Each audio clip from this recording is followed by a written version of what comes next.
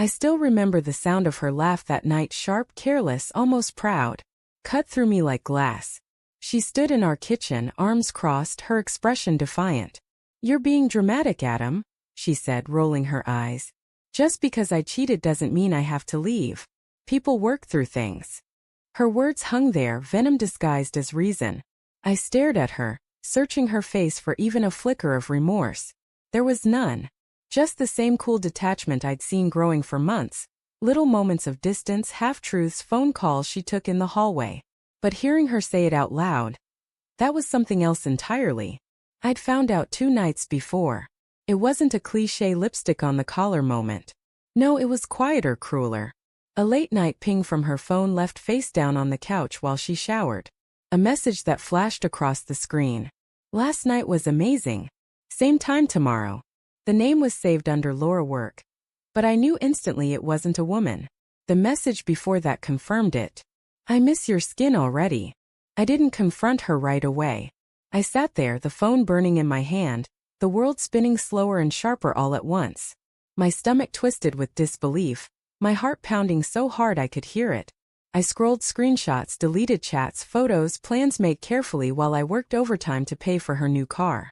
For 2 days I pretended everything was normal. I wanted to see if she'd confess. I watched her move around the house, humming to herself, texting when she thought I wasn't looking. Every smile she gave me felt like a lie, every touch a ghost of what used to be real. And then tonight when I finally asked her, "Are you seeing someone else, Claire?" She didn't even flinch. She just laughed. That laugh broke something in me. We'd been married 8 years. Met in college, both broke, both stubborn. We built everything from nothing. Late-night ramen, thrift store furniture. Dreams that once overlapped.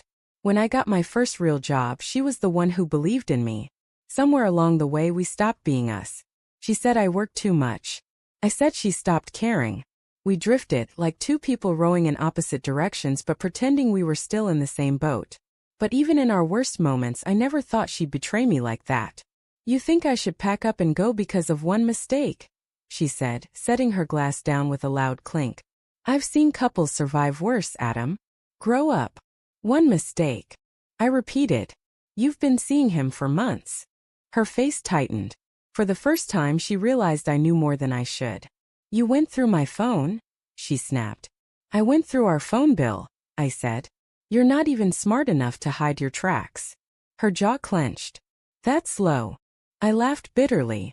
"Low? You slept with another man, Claire. You lied to me every day, and you think I crossed a line." She looked away then, her voice quieter but colder. "You make it sound like I planned to hurt you. Just happened. I needed something you stopped giving me." There it was, the final knife. Not just the betrayal but the blame. That night, she went to bed in the guest room. I sat in the living room for hours, staring at the framed photos on the shelf. Our wedding day, her laugh frozen in time, her hand gripping mine like we were unstoppable. I wondered what version of me she saw now. A fool? A burden? 3 a.m. I made my decision. If she wasn't going to leave, I would make sure she had to. For the next week I played along. I smiled, made small talk, even cooked dinner once, the old pasta she used to love. She eyed me cautiously, maybe thinking I'd calm down. But behind the scenes I was already setting things in motion. I met with our landlord, the lease was in my name. I called our bank and moved my savings into a separate account, quietly untying every financial knot that held us together. I found a small apartment downtown, nothing fancy, just mine. Then I called a lawyer. When the papers were ready, I didn't hand them to her right away. I waited until Friday night. She was dressed up, too dressed up, pretending it was a girls' night. I knew she was meeting him. I'd already seen the messages on our shared iCloud account. "Have fun," I said as she grabbed her purse. She froze for a second, studying me. "You're okay." "Better than ever." She smiled, that same careless smile that used to melt me, and walked out the door. While she was gone I packed her things. Not all of them, just enough to make a point. Clothes, toiletries, the jewelry I bought her last anniversary. I put them neatly in 2 suitcases by the front door. On top, I placed the divorce papers and a note. "You were right. People do work through things. But not this. The locks will be changed by morning."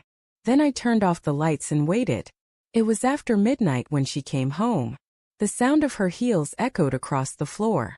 Then silence, the kind that vibrates with realization. Adam, she called softly. In here, I said from the couch. She stepped into the living room, her face pale when she saw the suitcases. The papers. What is this? You said you didn't have to leave, I said, standing. But I do. And I'm not coming back. Her mouth opened, then closed again. You're overreacting.